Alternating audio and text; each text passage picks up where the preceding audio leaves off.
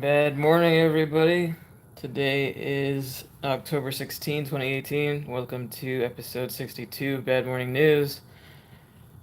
Thanks to our sponsor, Brave Browser, for sponsoring the show. If you're tired of all the major corporations out there selling your data to the highest bidder, give Brave Browser a try. A link their to download their browser is in the description box right now. And thanks to anyone considering doing that. Bad, bad morning to everybody. This is Bad Morning News. This is Cryptic Cynic with you today. Thanks for joining us.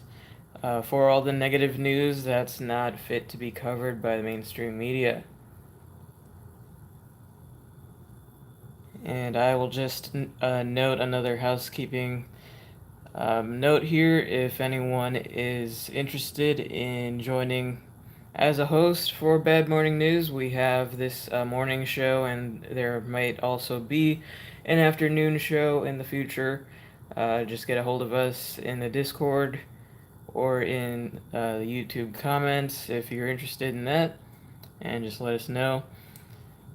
And with that, I'll jump right into our first story here today. This one is from TheGuardian.com, written by Leland Secho. Dazed and confused, Canada cannabis legalization brings complex new laws. Recreational marijuana will be legal throughout the country, but rules will vary from province to province. Canada will this week become the second country in the world to legalize recreational marijuana, but as they negotiate a patchwork of new legislation and inconsistent enforcement, smokers may soon find that their enjoyment of weed is still blunted. New rules governing cannabis use are different in each of the country's 10 provinces and 3 territories, and campaigners warn that experimentation could still result in hefty fines or even arrest. There will be more laws around the cannabis plant after legalization than there were before, said Akwasi Owusu Bempa, a professor at the University of Toronto. I don't think the average Canadian is aware of that. The Prime Minister, Justin Trudeau, was elected on a manifesto promise to follow the example of Uruguay and legalize cannabis, arguing that the move would cut the estimated 6 billion Canadian, 4.5 billion US dollars in profits pouring into the black market. As of Wednesday, Canadians aged 18 and over will be able to legally purchase the drug for recreational use. Medical marijuana has been legal since 2001. Exactly how they will be able to buy it will vary from province to province. Nova Scotia will have 12 stores run in conjunction with the province's liquor board. British Columbia, population 4.6 million, will have just one. In Ontario, Canada's most populous province, it will initially only be available online. It's amazing that Canada has taken this position, setting the stage for the world to watch as we show how cannabis legalization is a good thing, said Robin Ellens, the owner of a cannabis accessory shop in Toronto. We've spent a quarter of a century advocating for legalization, and now it's here. But regulations rushed into place to govern the legal market could have jarring and unintended consequences, said Abby Deshman of the Canadian Civil Liberties Association. We're legalizing the industry but criminalizing a lot of the aspects around the use of cannabis, she said. Only purchases from officially recognized stores will be legal. Someone selling a few ounces to a friend could still face fines or even jail time.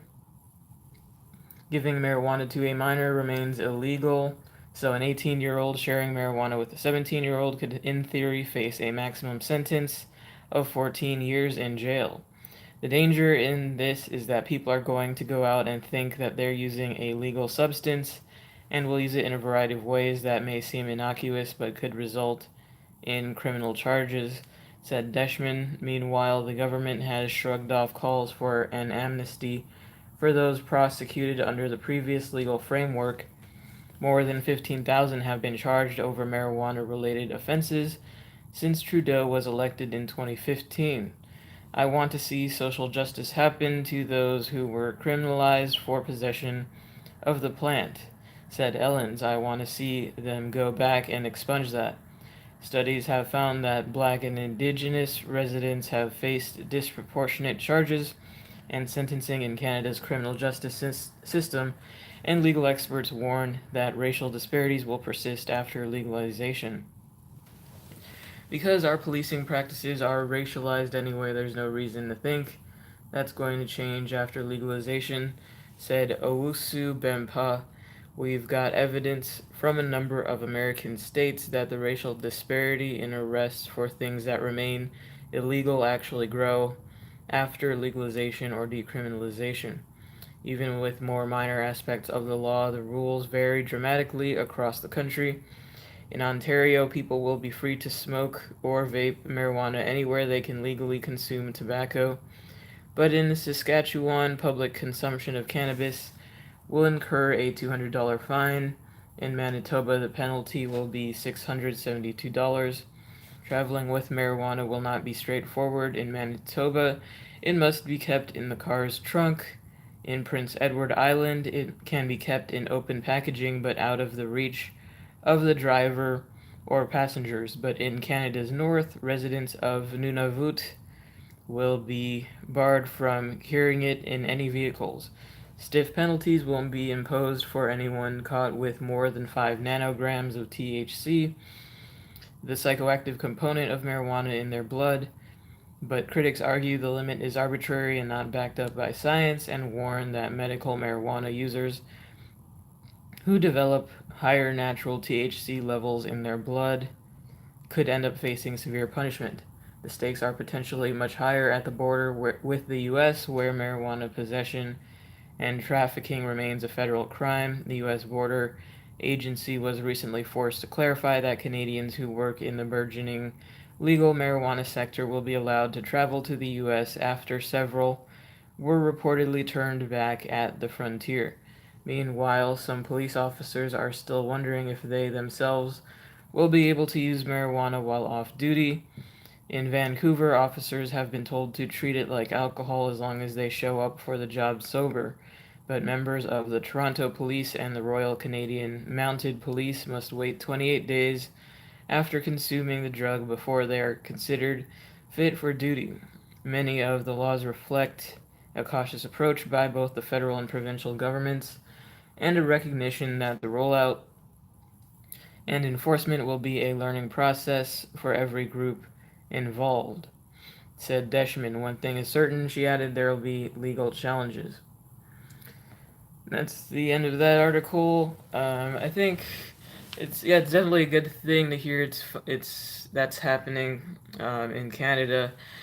It's not too surprising that it's different by province. I guess it's similar to the U.S. in that regard, where obviously at the current time it's still being well, actually, it's not as similar because it's still totally illegal at the federal level in the U.S. But other than that, the states are each doing their own thing for right now, and each one has different laws as well. But yeah, certainly it's a step. It's a good thing that it's hopefully moving towards legalization there.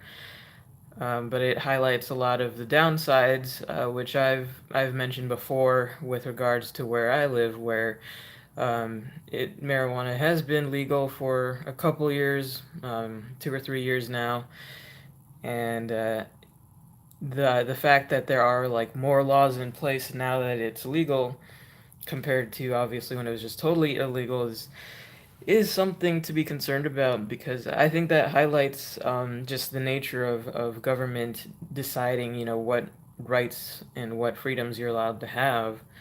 It takes away your natural rights and sells bits of it back to you, and tells you to be happy and grateful. Where in the article it mentions as the same case is present here in Washington State, where you can't even give anyone cannabis for free. It's considered illegal still to share it with anyone. It's so they, of course, it's not surprising that a country like Canada that has a lot of joyful tax collection would try to force people into purchasing it through the state approved means rather than sharing or selling between people because then they wouldn't benefit. But so that part of it is still frustrating to me. I think, in the end, I think that's a good argument for agorism, just overall ignoring the laws in place and just um, practicing in the black market. And overall, I think the black market will still exist as it still does, even in the U.S., in Colorado, and in Washington. There are still people buying it illegally in the black market because it's cheaper sometimes and you avoid the taxes. And of course, if you're under the arbitrary age of 21 in the US or 18 in Canada, it looks like you're still banned from purchasing it quote unquote legally. So I guess this just comes down to wait and see. Let's see how much these regulations get in the way of day-to-day life, and hope that they can be worn away at. Although I think the danger is there is a complacency once it's legalized in this way. It's hard to go back and say, well, I'd prefer, this and prefer that. And then a lot of the state type people will say, why are you still complaining? So then you kind of get stuck with a lot of the regulations, and then we're left with what we have around alcohol, which is another thing that I would wish for, less regulations around alcohol. But again, I don't see much hunger for that because most people, the average person, probably thinks that the way the laws are now is good enough.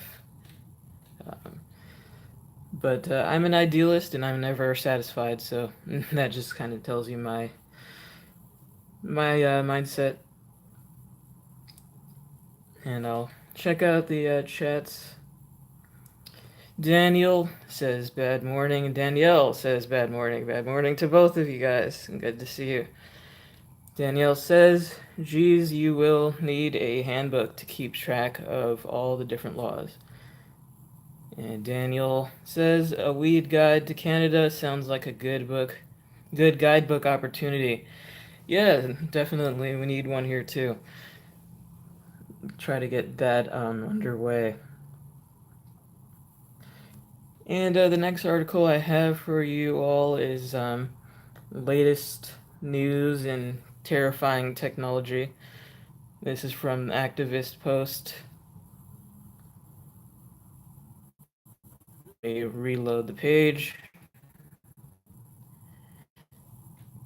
Okay, hopefully I'm not lagging too much here. Activist Post, written by Nicholas West. Welcome to the Smart Home Government Snitch Program. The very nature of the First, Fourth, and Fifth Amendments to the U.S. Constitution appears to be at stake as the data from our personal tech devices increasingly is open for scrutiny, even if that data comes from within the four walls of our home.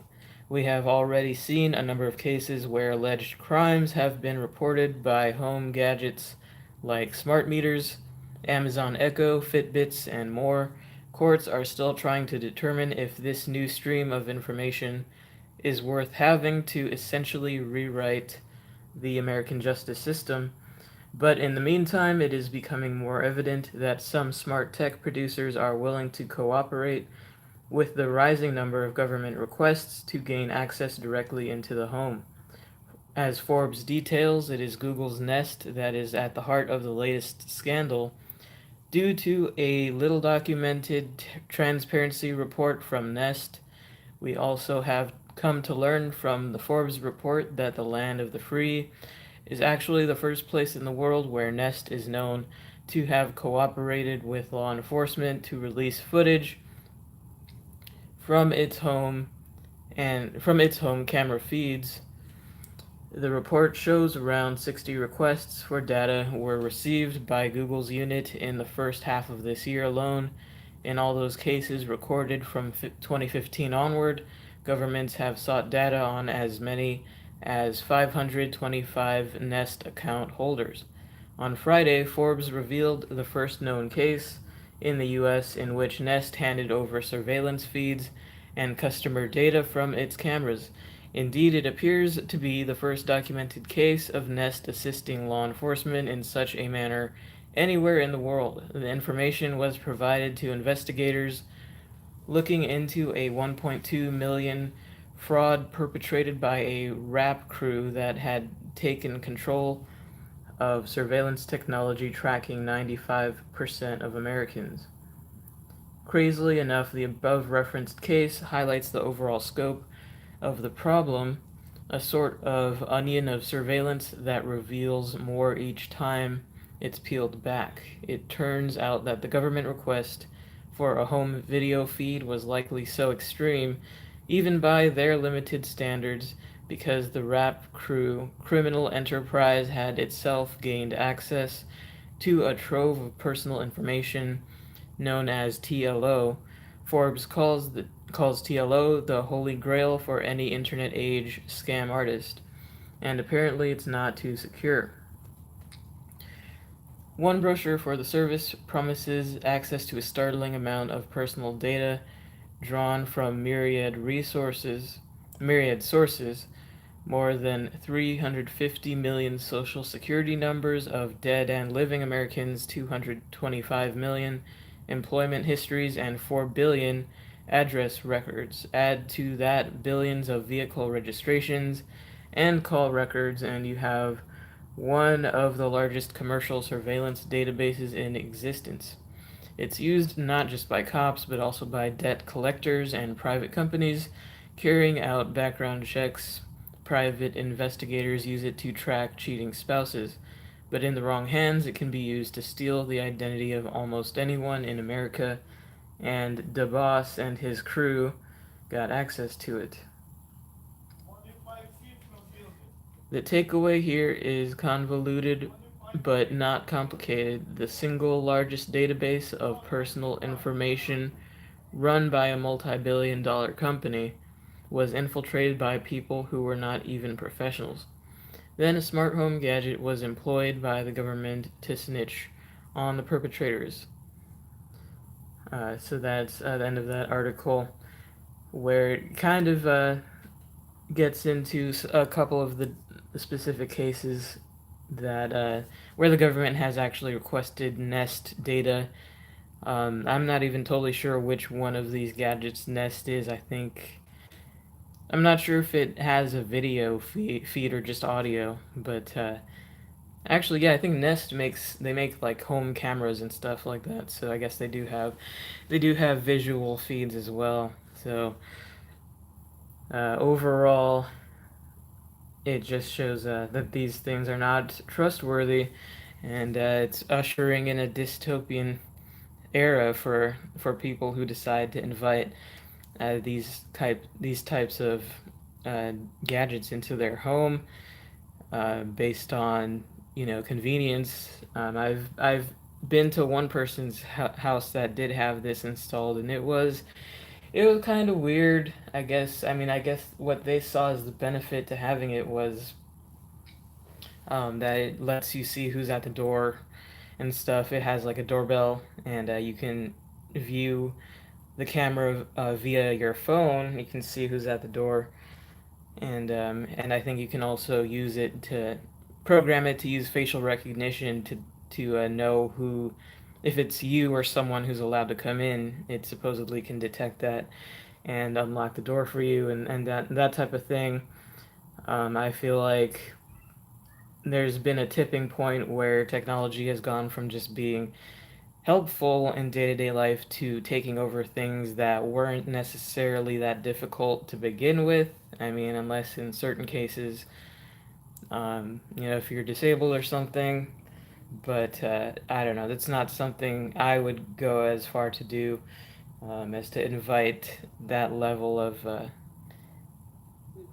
technology in, knowing that it's basically going to be given away to any government entity that asks for it. And I have no faith at all in any of these companies safeguarding my privacy or anything like that. And same goes even for Fitbits, which are used by people just to track, supposedly just to track fitness and exercise and even sleep. But again, that all of that information, where does it end up? It ends up in the hands of companies trying to sell you stuff based on your lifestyle, and also likely in the hands of law enforcement. So we'll just see more stories about this going forward, I suppose.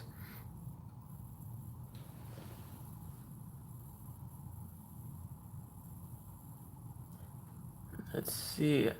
The next article I will hit up here is from a local news in Kansas City, kcur.org, by Andrea Tudhope. Wyandotte County man sues police city for sexual coercion, false evidence.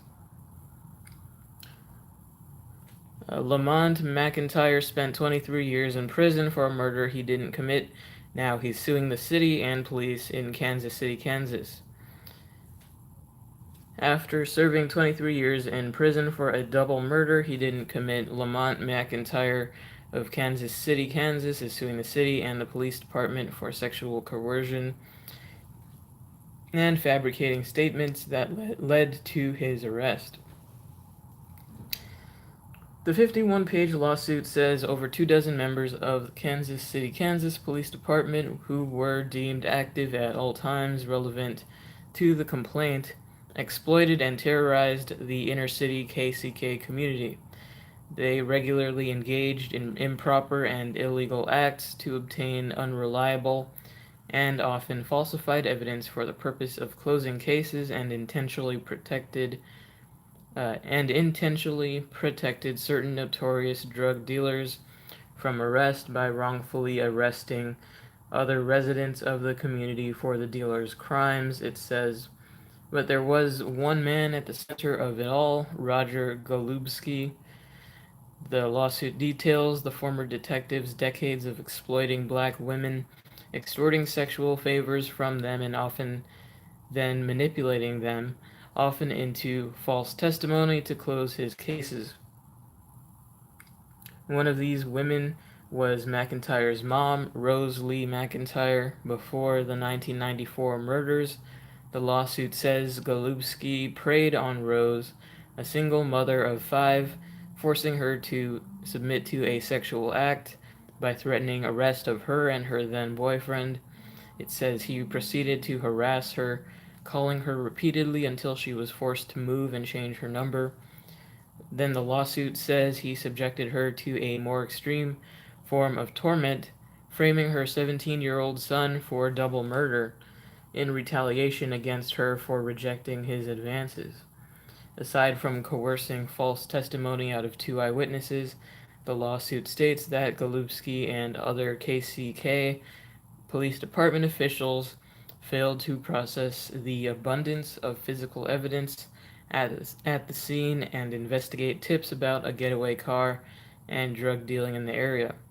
The lawsuit points out a third eyewitness had immediately recognized the shooter as a drug enforcer known as Monster and offered that information to the police.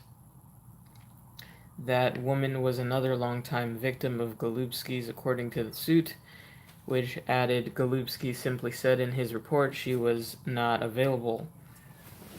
McIntyre was arrested a mere 6 hours after the murders. He wasn't released until District Attorney Mark Dupree dropped all charges against him last October, 23 years later, stating there had been manifest injustice in McIntyre's conviction.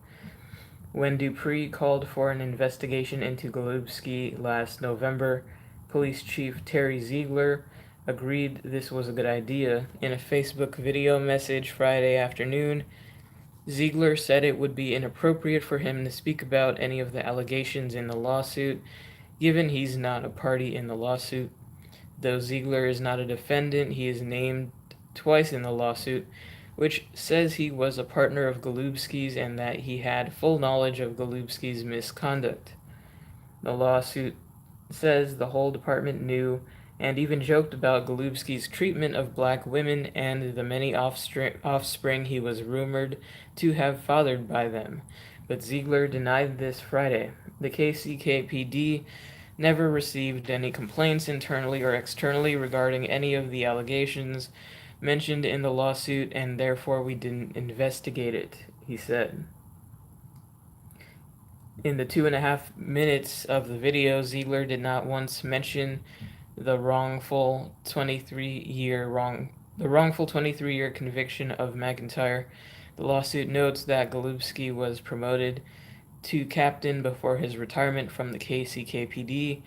He later worked for the Edwardsville Police Department before retiring in 2016, around the time his name surfaced in a campaign to free McIntyre from prison.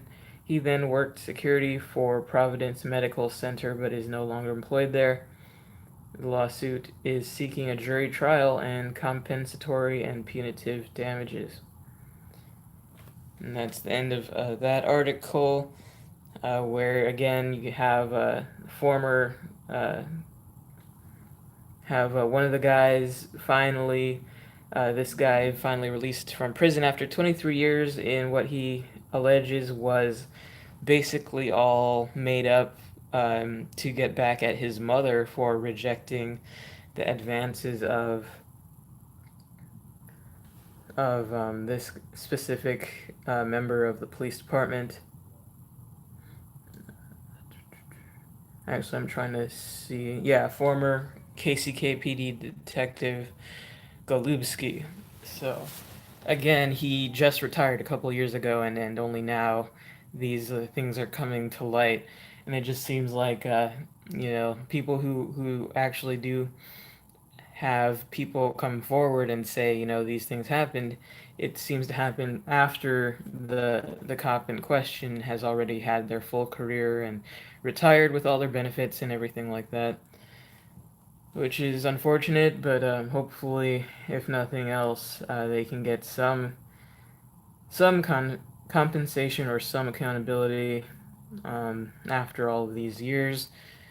Although, again, even if there is a settlement paid out to this man who was in prison for 23 years for a crime he didn't commit, it'll be paid by the taxpayers, who are paying both for the corrupt cops and for what the corrupt cops do to innocent people.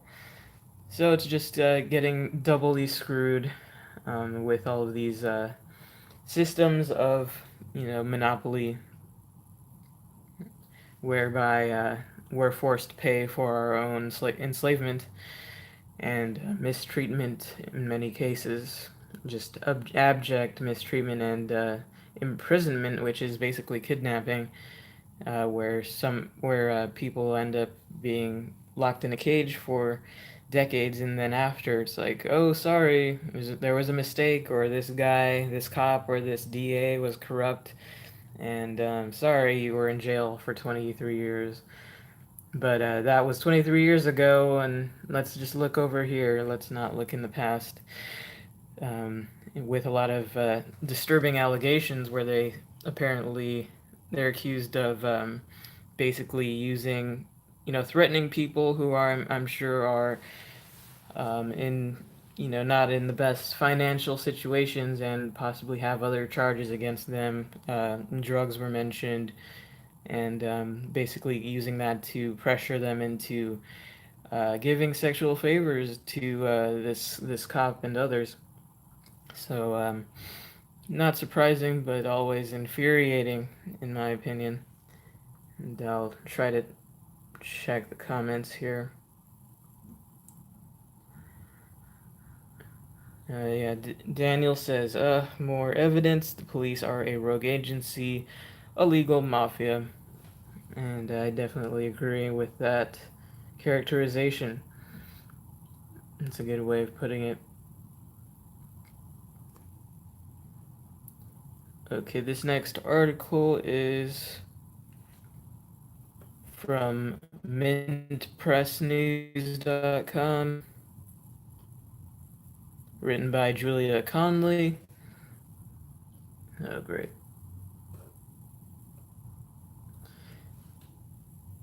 Denounced by UN on humanitarian grounds, U.S. sanctions amount to psychological and economic warfare, Rouhani says. In the past 40 years, there has not been a more spiteful team than the current U.S. government team toward Iran, Iranians, and the Islamic Republic. Ahead of the United States' newest round of sanctions targeting his country, Iranian President Hassan Rouhani on Sunday accused the Trump administration of psychological and economic warfare and of working toward regime change in Iran. Speaking at Tehran University, Rouhani expressed outrage amid rising tensions following President Donald Trump's breach of the 2015 nuclear deal between Iran, the US, and 5 other countries, as well as the European Union.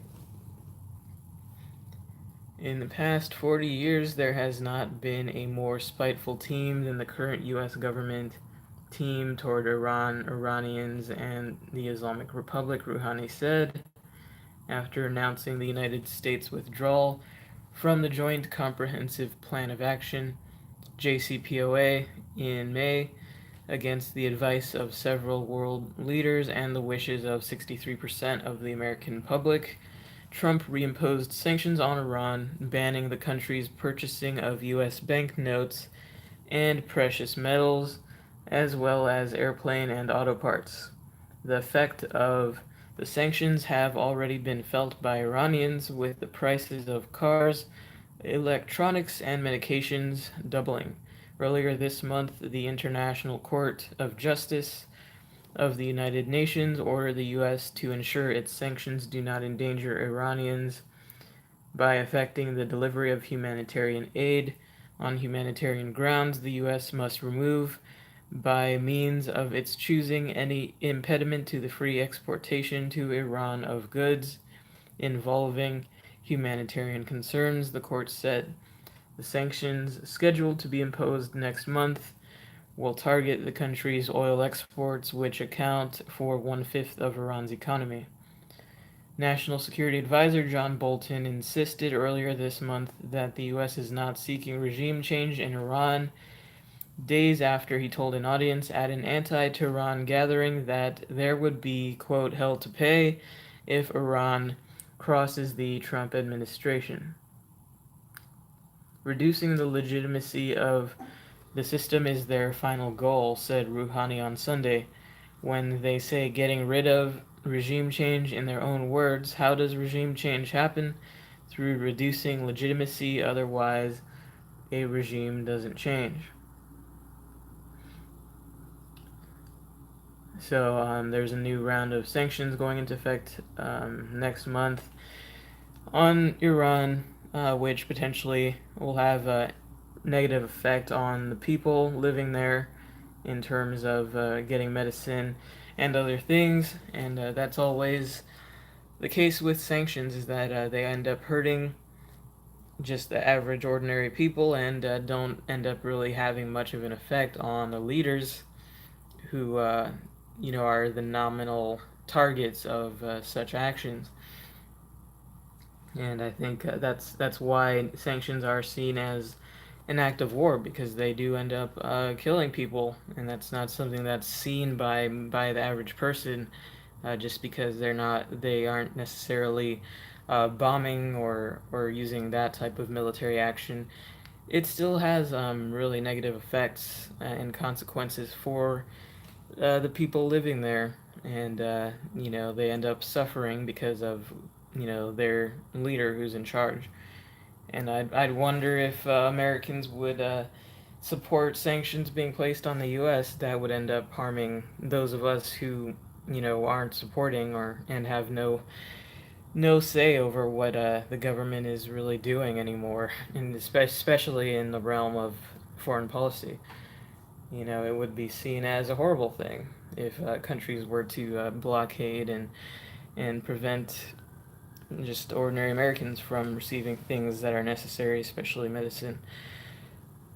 So it's something to keep following and to see what happens there. And of course, John Bolton is known as a rabid regime change supporter. So he's just straight up being facetious there if he is trying to pretend that he is not after regime change.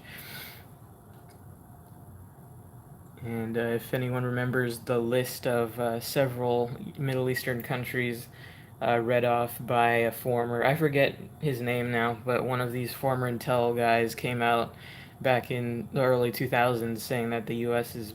had a plan, the government had a plan to destabilize several countries, and Iran was certainly on that list, as well as Syria and most of the ones that the U.S. is involved in now. That there's always some excuse for the U.S. to try and upset the operations of those countries.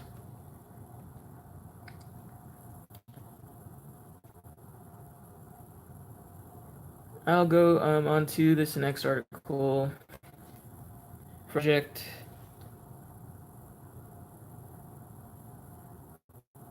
This is written by Matt Agrist for the freethoughtproject.com. No, Facebook is not private. Their censorship arm is government funded.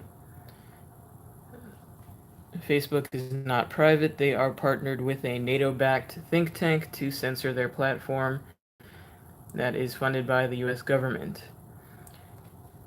Facebook is a private company and can delete any pages they want, has been repeated ad nauseum since Alex Jones was wiped from its platform. While it is true that a private company can and should be able to choose who they associate with, the idea that Facebook is private is not accurate. For this reason, the recent purge of hundreds of alternative media sites, including the Free Thought Project, was not only questionable but unconstitutional.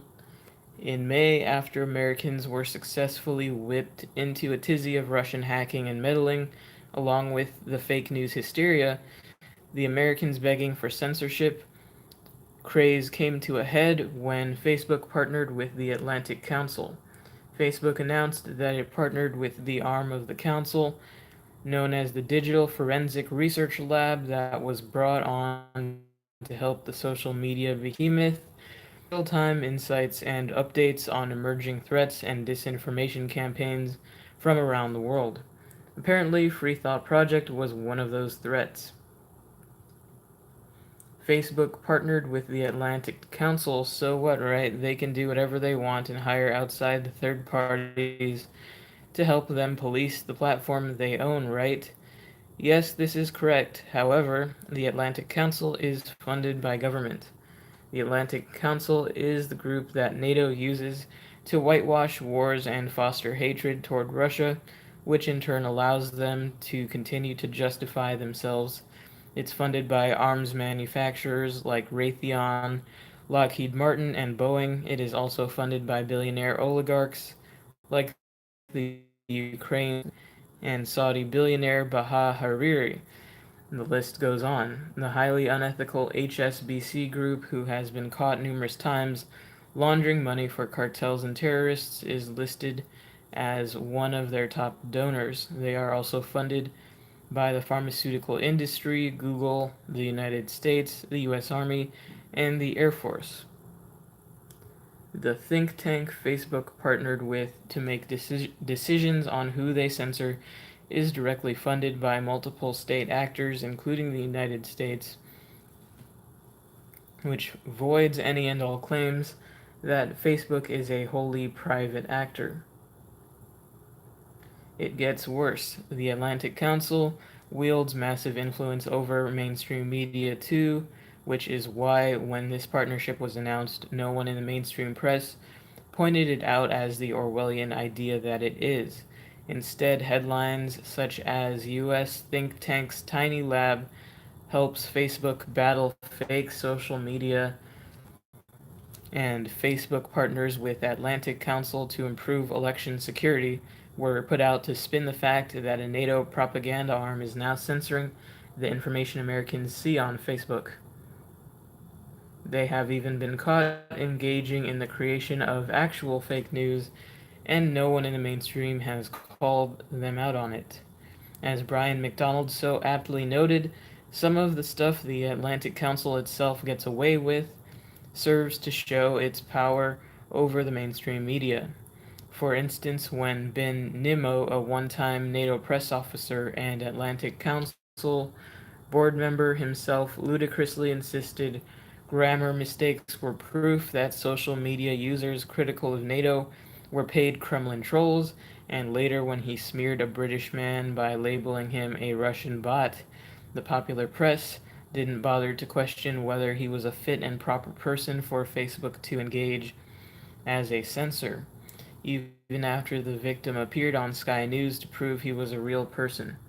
Thus, what should have been a warning of the dangers of DFR Lab was essentially ignored. At the time, after Nimmo, instead of apologizing, wrote, "Interesting to see the real face of Ian rather than the David Gandy one at last," referring to his Twitter avatar. Not a troll factory account, rather a pro-Kremlin troll, definition based on use of someone else's picture, systematic use of Kremlin narratives, and repetitive abuse behavior. WikiLeaks was the sole voice of reason and challenged the lobbyist. Quote, "You literally produced, with money from weapons companies and dictatorships, a fake news story that spread all over the world, defaming a very British retiree who wants to reduce arms company profits as a Kremlin bot," they wrote. So who's the paid troll? This is the group Facebook is now taking direction from in regard to who is allowed to post information on their platform. The Atlantic Council has been proven to create fake news to slander people who have an anti-war stance in an effort to keep their pro-war weapons companies in the black. It is utter insanity. However, in today's information war, it is to be expected. Caitlin Johnstone, who has been a champion of calling out the censorship from the start, also pointed out several other reasons why Facebook is anything but private. Has not Facebook been inviting U.S. government-funded groups to help regulate its operations, vowing on the Senate floor to do more to facilitate interests of this government counts at the direction of the US and Israeli governments and handing the guidance of its censorship behavior over to the Atlantic Council, which receives funding from the US government, the EU, NATO, and Gulf states? How private is that? Facebook is a deeply government entrenched corporation, and Facebook censorship is just what government censorship looks like in a corporatist system of government. Indeed, unless we fight back in the form of sharing information deemed wrong-think by the censors, this problem will only continue to get worse. We must continue to alert our fellow humans to this censorship before it becomes the norm. And that's the gist of that article. Basically outlining, why it is fair to call this censorship. When I know there's a few people out there, even other anarchists and people who usually are against the cronyism exhibited by these companies, are out there kind of saying, yeah, well, it's private, they can do what they want, but it's really not private when you have this level of engagement with the government. We know they're definitely in bed together, basically. I think it's not really possible to separate the Facebooks and Googles from government at this point. I think they're just kind of two arms of the same, monster. They're just kind of both different different legs of the same creature, taking different actions on their own sides that have the same effect, which is drowning out independent voices that are dangerous to government and to corporate interests, as the Atlantic Council is a really good example of that. And there's a full PDF here of all the funders that contribute to Atlantic Council, and I will link this article in Discord and in the comments following the broadcast. I'm not able to drop it in the comments right now, so apologies for that, but there's many different agencies on here, a lot of banks.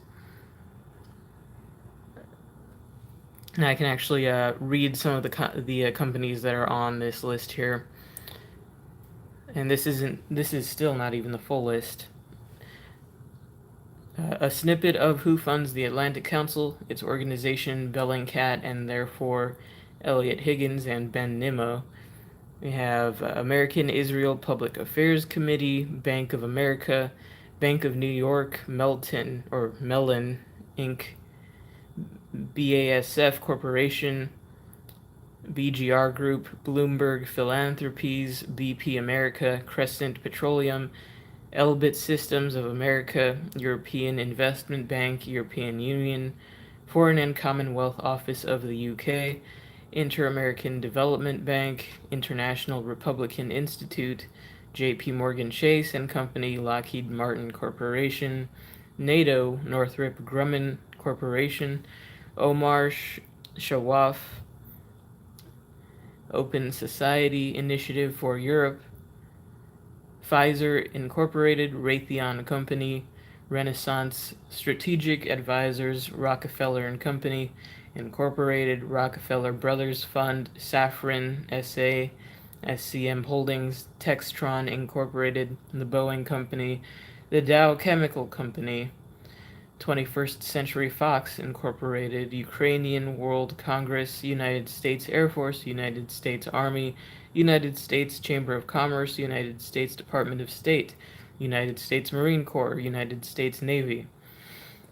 So all of those are funders to this so-called think tank that is going out and presenting itself to be a safeguarder of real news and making sure the American public have their minds safe from the evil propaganda perpetrated by so-called Russian trolls like Zero Hedge and Free Thought Project, apparently. So again, not surprising, but something to keep an eye on and to tell people. I mean, if you're able to notify people that this is what's going on and it's not simply some innocent bystander who's totally impartial, who's judging media based on how factual it is. That's not the case at all. I don't think there's really any truly impartial organizations out there. They're all being funded by someone.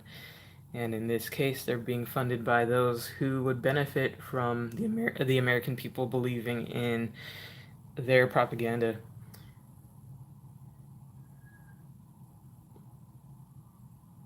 And got some comments here. Try to get into this.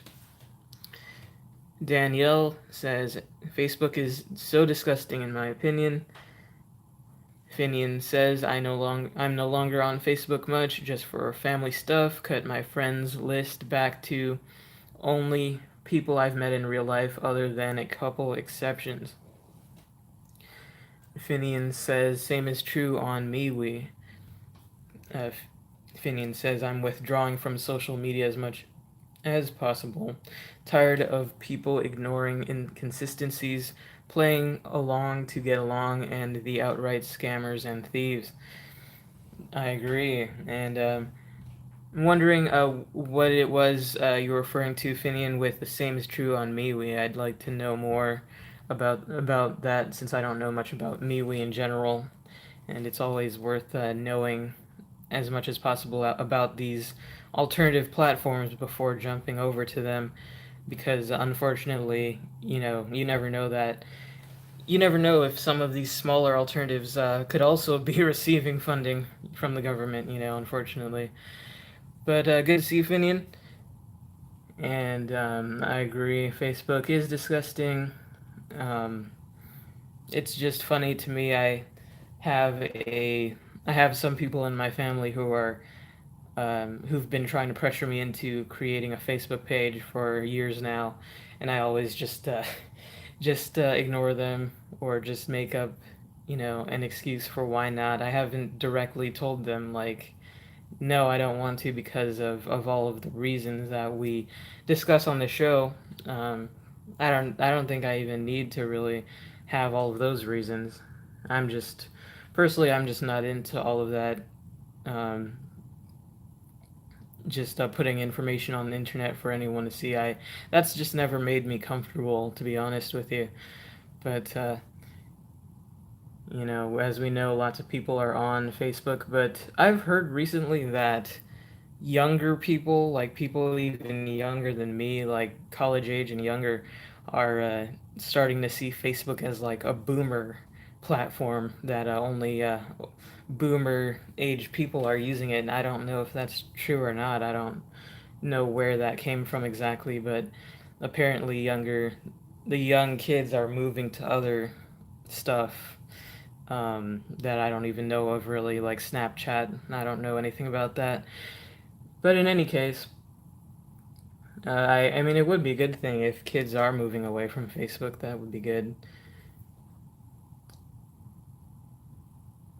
Let's see. I will touch on an update to this Saudi Arabia Khashoggi disappearance story.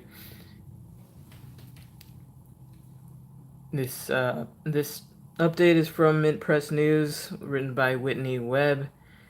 Angered by Saudi plan to purchase Russian S-400, Trump administration exploiting Khashoggi disappearance to force Saudis to buy American.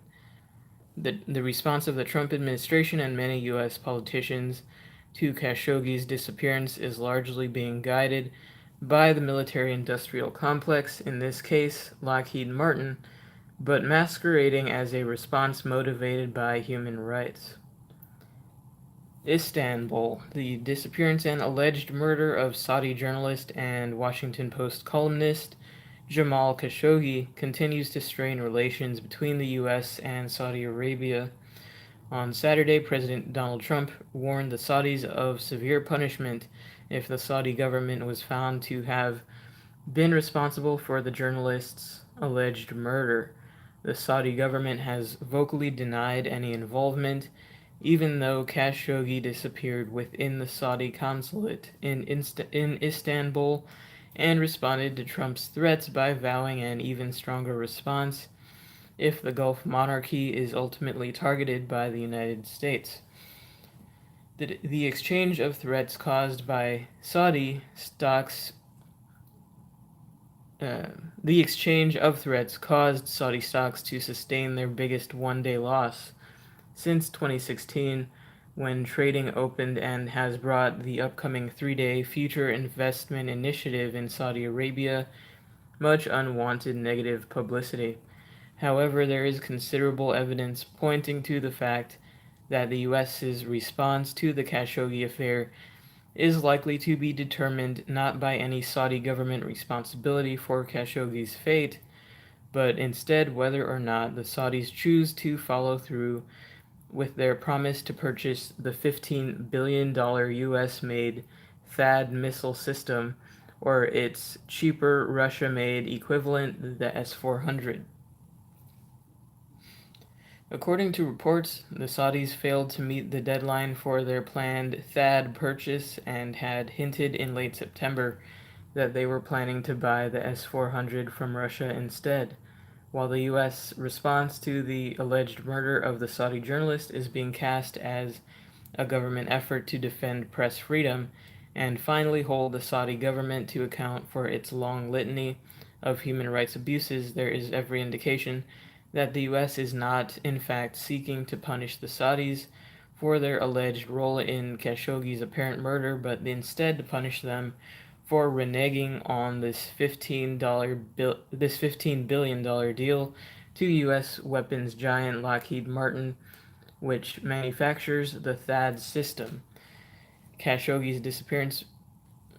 Let's see. Moving down in the article.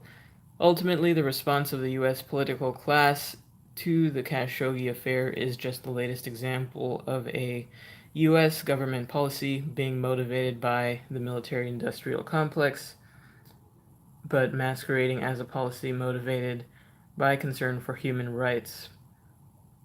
As the Khashoggi saga has drawn on since the Saudi journalist disappeared earlier this month, some observers have noted that the corporate media and the U.S. government's sudden preoccupation with Saudi Arabia's human rights record, particularly in regards to journalists. Indeed, just last Wednesday, Reporters Without Borders announced that 15 Saudi journalists and bloggers had been arrested over the past year, and noted in most cases their arrests have never been officially confirmed and no official has ever said where they are being held or what they're charged with.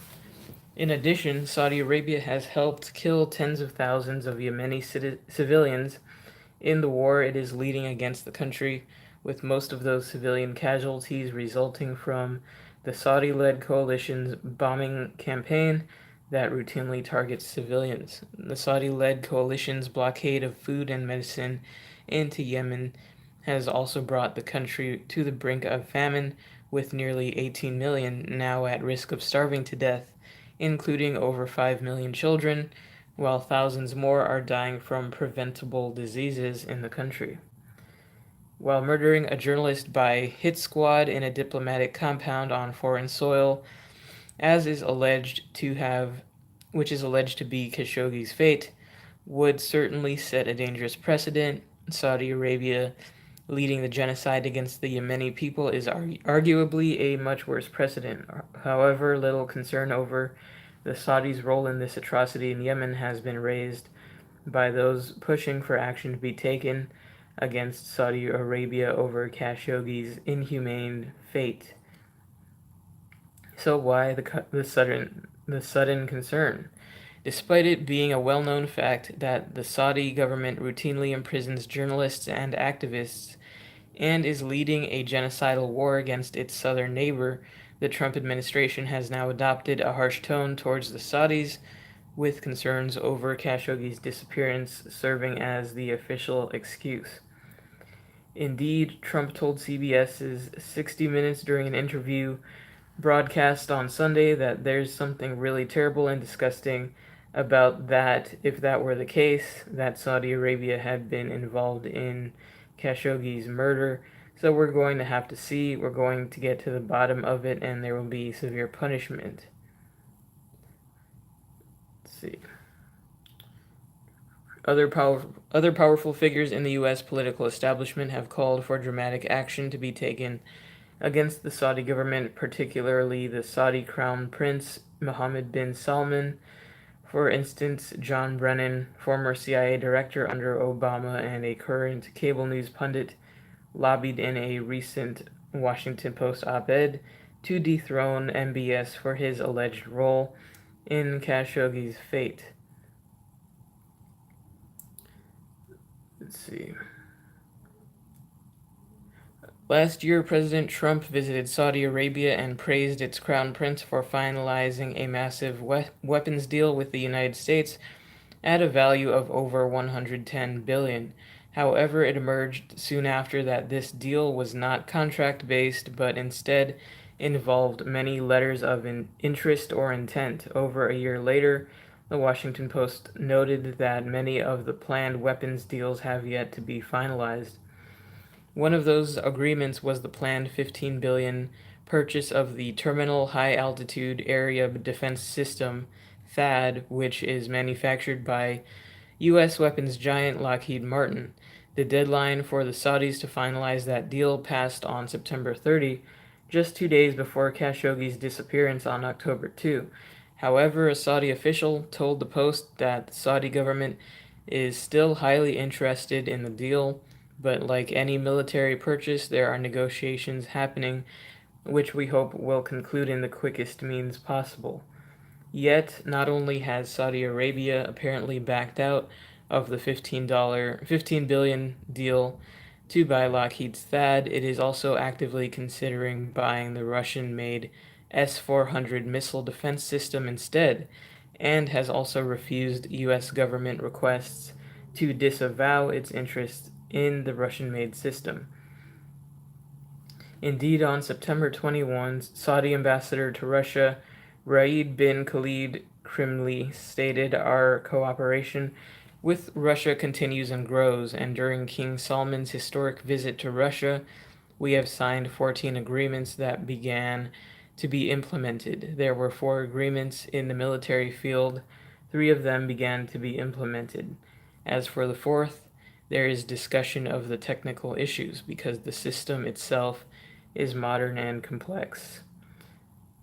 The 4th deal alludes to the S-400. The Saudi ambassador also stated he hoped nobody will impose any sanctions on us for making the purchases with Russia, further suggesting that the system he was discussing was the S-400, given that the U.S. sanctioned China for purchasing the system soon before the Saudi ambassador's comments. Interestingly, soon after the Saudis' failure to stick to the planned deal with Lockheed, Trump began to publicly criticize the Saudis for, quote, not paying their fair share. Speaking at a campaign rally in Mississippi on October 3, one day after Khashoggi's disappearance in Istanbul, and 3 days after Saudi Arabia missed the Lockheed Martin deadline, Trump stated, "I love the King of Saudi Arabia, King Salman, but I said, King, we are protecting you. You might not be there for 2 weeks without us. You have to pay for your military. You have to pay." More recently, this past Saturday, Trump told reporters that he did not want to risk the bottom line of the U.S. top weapons manufacturers in determining the Saudis' punishment. Quote, "I tell you what I don't want to do. Boeing, Lockheed, Raytheon, all these companies, I don't want to hurt jobs. I don't want to lose an order like that. And you know, there are other ways of punishing, to use a word that's a pretty harsh word, but it's true. However, if the Saudis do follow through with the purchase of the S-400, Lockheed Martin will lose $15 billion as a result. It will also endanger some of the other potential contracts contained within the $110 billion weapons contract that Trump has often publicly promoted.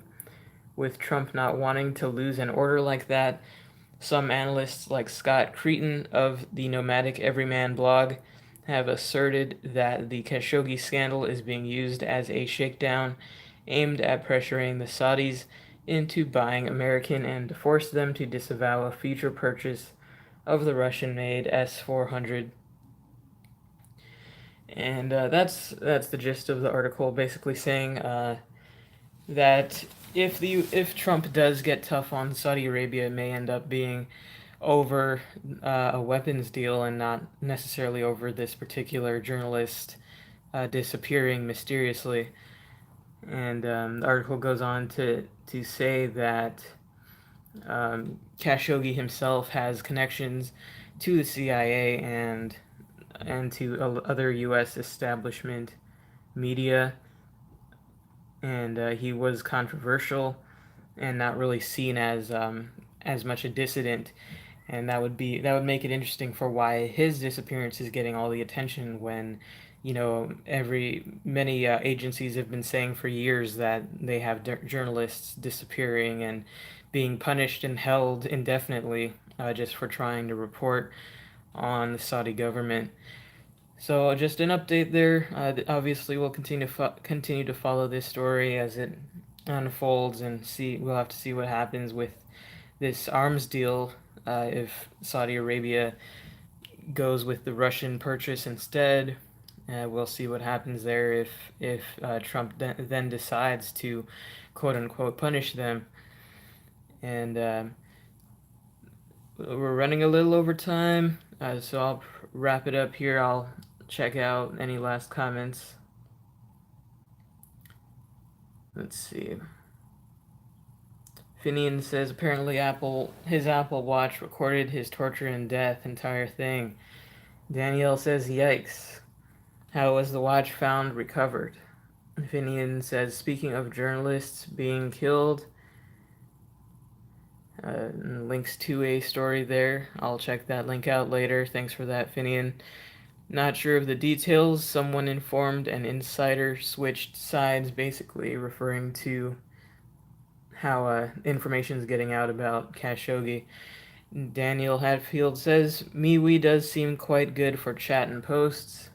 That Panama paper journalist shows just how easy whistleblowing can get you killed. Truth is a dangerous thing to elites. Danielle says very. And Danielle say bad morning. Danielle says you will need a handbook to keep track. Okay, I don't know why it's showing me old comments. Sorry about that. But yeah, bad morning to all of you. Thanks for joining.